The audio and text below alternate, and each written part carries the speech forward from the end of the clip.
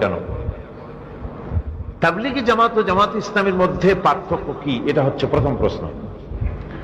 তাবলীগী জামাত আর জামাত ইসলামের মধ্যে পার্থক্য হচ্ছে, তাবলীগী জামাত মানুষের ইসলাহ চায়, মানুষের ইসলাহ ব্যক্তিগত, নামাজ, রোজা, হজ, যাকাত ইত্যাদি এই কাজগুলি মানুষকে দাওয়াত দেন, কলেমা শুদ্ধ করে, নামাজকে পরিশুদ্ধ করেন, দোয়া কুনুত শিখায় দেন, পায়খানায় কিভাবে যেতে হবে, কিভাবে বেরোতে হবে, মসজিদে কেমনে ঢুকতে হবে, কেমনে বেরোতে হবে ইত্যাদি সম্পর্কিত ইসলামের প্রিলিমিনারি স্টেজ, প্রাথমিক পর্যায়ের কাজগুলি ওনারা করে থাকেন। আর জামাত ইসলামী তারা ইসলাম, মানুষের ব্যক্তির ইসলাম, তার পারিবারিক ইসলাম, তার রাজনৈতিক ইসলাম, ইসলাহে মুআশারাত, ইসলাহে সিয়াসত, তার রাজনীতি, তার অর্থনীতি, তার সমাজনীতি, তার পারিবারিক নীতি, তার জীবনের সকল ক্ষেত্রে পরিবর্তন চায়, কোরআন এবং হাদিস অনুযায়ী তাদের মধ্যে পরিবর্তন আনয়ন করতে চায়।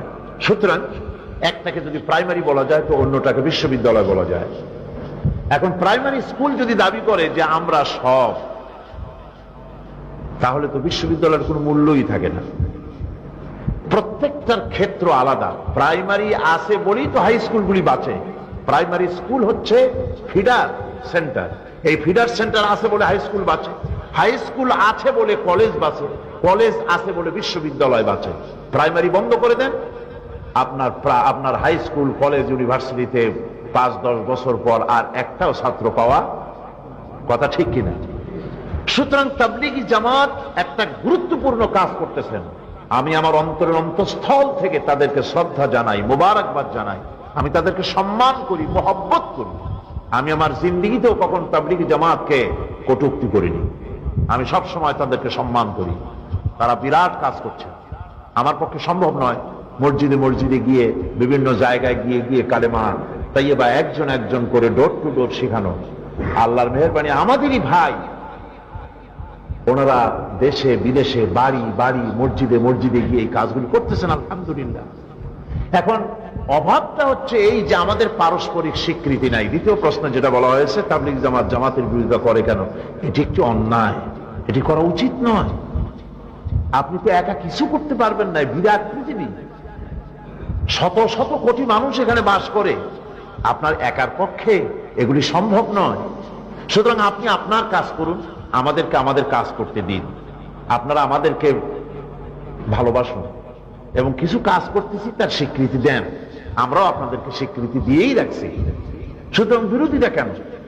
আমি এইভাবে মনে করি যে একটা জমিন, ফসলের ক্ষেত, এই ক্ষেতটাকে কেউ তো চাষ করুন। এক চাষি সব পারবে না, কেউকে চাষ করতে হবে, কেউকে এই জমিনে বীজ বপন করতে হবে, কেউ এসে এতে কীটনাশক ওষুধ ছড়াবে, কেউ এতে সার দেবে, কেউ বেড়া দিয়ে ছাগল ভেড়ার হাত থেকে এটাকে রক্ষা করবে। তারপরে ফসল কাটলে, পাকলে ফসল আমরা গোলাজাত করতে পারবো। এখন এইভাবে করে জমিনের চাষ বিভিন্ন লোকেরা করতেছে, খেদমত করতেছে। শুধু চাষি যদি দাবি করে যে সবটুকু কৃতিত্ব আমার, তাহলে এটি বুদ্ধিমানের কাজ হবে না। আপনি চাষ করেছেন, আপনার কৃতিত্ব আছে, আপনি চাষ না করলে বীজ বপন করা যেত না। আবার বীজ না থাকলে আপনি চাষ করে করতেনটা কি?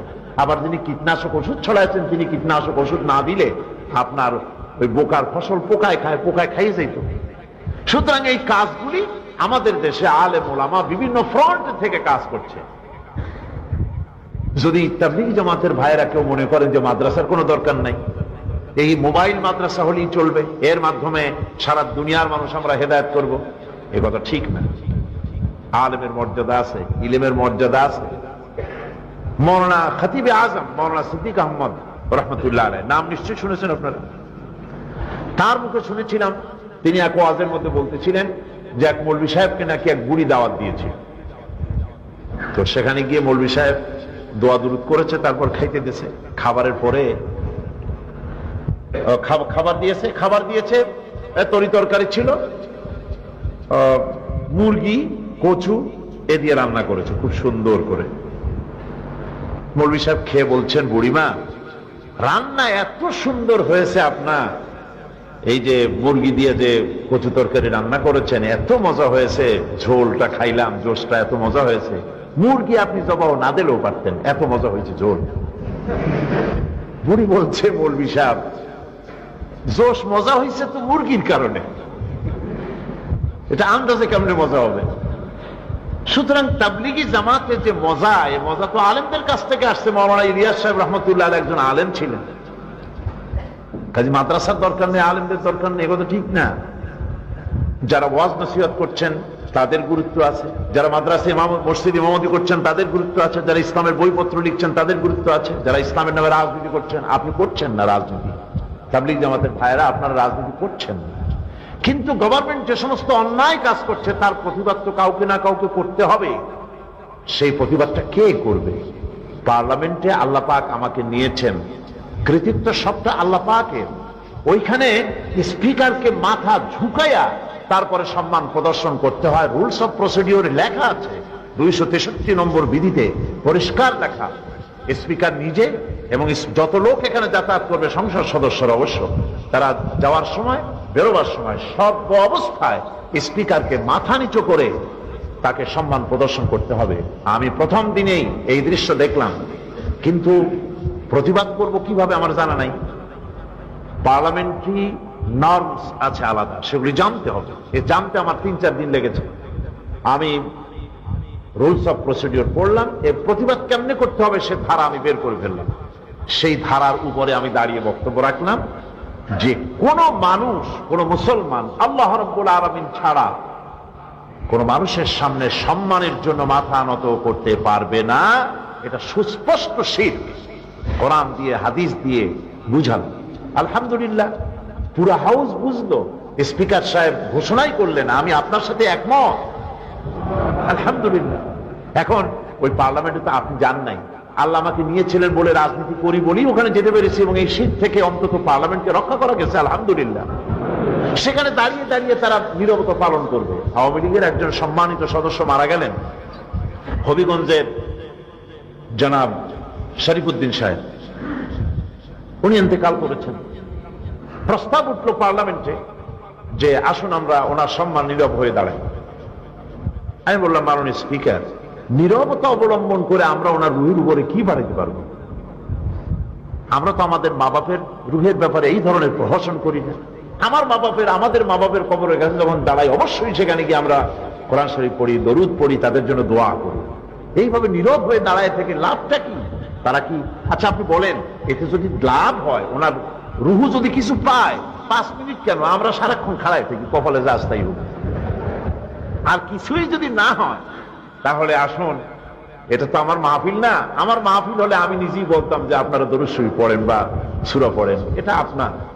আপনি বলেন সকলকে সূরা ফাতিহা পড়েন, সূরা ইখলাস পড়েন, 3 বার দরুদ শরীফ পড়েন। স্পিকার সাহেব বললেন যে পড়েন সবাই সূরা ফাতিহা পড়েন, সূরা ইখলাস পড়েন। আলহামদুলিল্লাহ বলেন, আলহামদুলিল্লাহ। সুতরাং রাজনীতি না করলে ওখানে গিয়ে তো এই কথাগুলি বলা যেত না। তারপরে বিসমিল্লাহ অনুবাদ করে পড়ছে, আল্লাহ শব্দ উঠায় দেবে। এই সমস্ত বিরুদ্ধে কে কথা বলবে যদি রাজনীতি করা না হয়? আমি মদ এবং জুয়ার ব্যাপারে বিল তৈরি করেছি।